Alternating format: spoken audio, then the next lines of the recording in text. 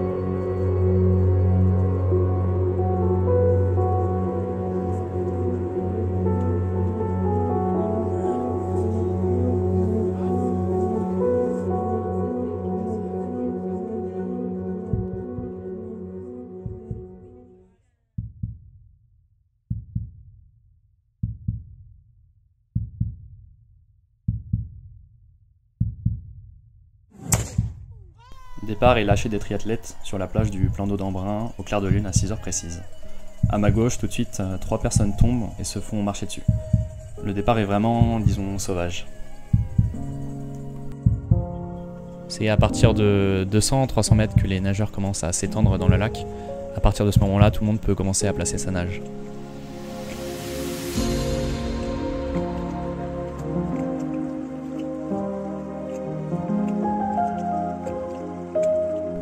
Globalement, je me suis senti assez bien dans l'eau. Le but du jeu, c'était d'essayer de prendre les pieds qui étaient situés juste devant moi.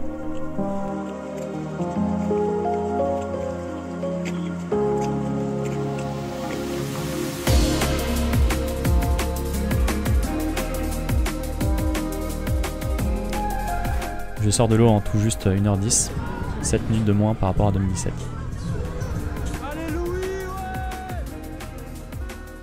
Je suis sorti assez frais de l'eau, ce qui m'a permis de me changer très rapidement, en moins de 3 minutes, et de me lancer sur le vélo pour attaquer le parcours vélo. Tout de suite, on monte en direction de la route des Puits. Le but du jeu pour moi, c'était vraiment d'essayer de m'économiser au maximum et d'attendre le passage du Chalvet, qui est la dernière côte du parcours, pour essayer de poser le vélo vraiment le plus frais possible.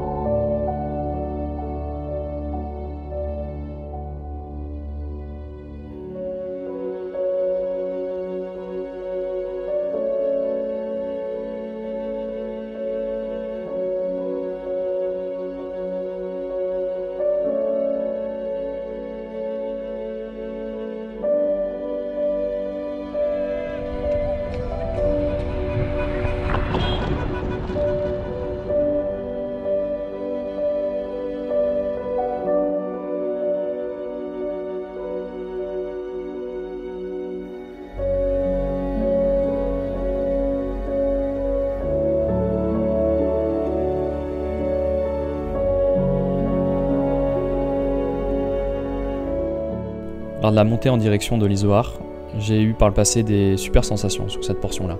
Mais cette année, très tôt, j'ai eu le sentiment de ne pas pouvoir emmener de braquet en permanence. J'étais constamment sur le développement le plus simple. C'était vraiment comme si je n'avais plus de force dans les jambes après seulement 70 km à peine. Je me suis posé beaucoup de questions pour la suite, car c'était vraiment pas normal.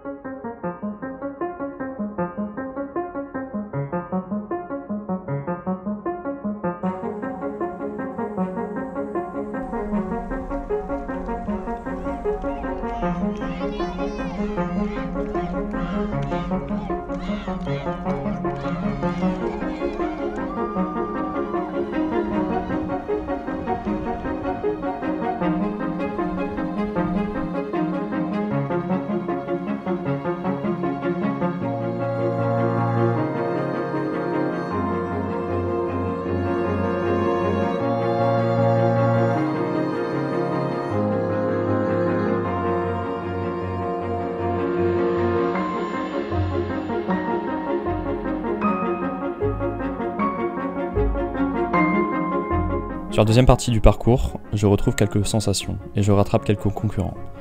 Enfin, j'arrive à prendre du plaisir, car jusqu'à présent, c'était un sentiment d'engourdissement et de faiblesse.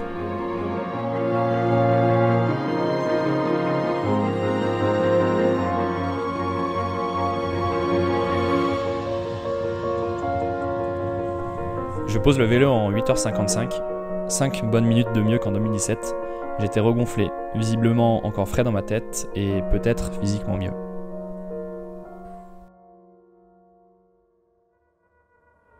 Comme convenu, la transition 2 est rapide et je fais un départ pour la course à pied très souple dans le but de réellement me lancer à partir du passage de la raide montée vers Embrun.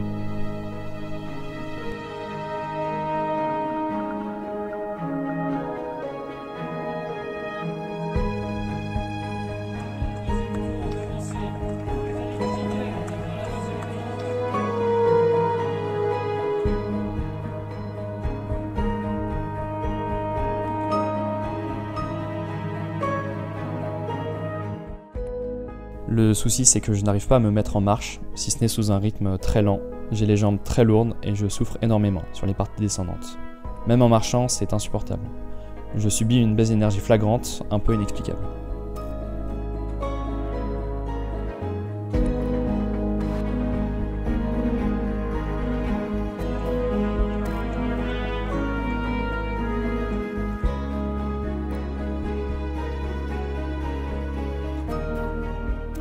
La vérité s'impose, je n'ai plus d'énergie et je n'en peux physiquement plus. C'est arrivé très vite, très subitement. Je m'allonge sur le bitume en guise de lit improvisé et je demande à un bénévole de me secouer 5 minutes plus tard pour essayer de repartir. C'est vraiment le vide dans le corps. Le bénévole qui s'est occupé de moi m'a dit qu'il fallait peut-être penser à prendre une décision. Plusieurs minutes plus tard, rien n'a changé. On enlève le dossard et je suis rapatrié au centre médical de l'organisation. Embrunman 2019 s'arrête ici pour moi.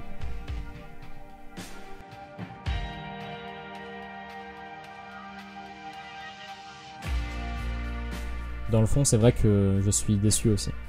Mais je me dis que c'est normal après avoir investi beaucoup pour être au top ce 15 août. Je sais aussi que j'aurais pu certainement aller au bout de cette épreuve malgré mon état. Mais à quoi bon en marchant pendant 2 tours si toutefois j'avais réussi à me relever avec un marathon en plus de 5 heures qui n'a pas vraiment de sens pour moi. J'aime trop Embrun et je suis trop fier de cette course pour afficher un temps qui ne veut pas dire grand chose à mes yeux. Et en même temps, c'est vrai qu'il y avait énormément, il y a même toujours de la rancœur quand tu te revois décrocher le dossard. J'ai appris qu'on ne peut pas tout contrôler et qu'il y a de l'imprévu malgré un cadre rigide dans l'entraînement. Parfois cet imprévu est même un peu inexplicable et oui, c'est vraiment frustrant de ne pas savoir précisément ce qui n'allait pas ce jour-là. Embrun a eu beaucoup d'influences positives sur plein de choses dans ma vie. Cette course représente beaucoup à mes yeux et c'est difficile pour tout le monde, sans exception, et tout le monde le sait. L'Embrunman, c'est peut-être une des plus belles courses du monde. Je vais éviter les phrases du type « quoi qu'il arrive, je reviendrai pour faire mieux ».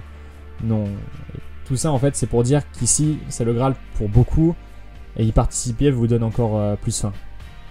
Embrun en 2017 a fait quelque part un peu bugger ma tête et je me demande encore sincèrement si je vais un jour parvenir à trouver une épreuve, quelle que soit sa nature, qui puisse atteindre cette quantité de souvenirs générés. Pour moi Embrun c'est le paradis en passant par les enfers, pour moi Embrun se résume à cela.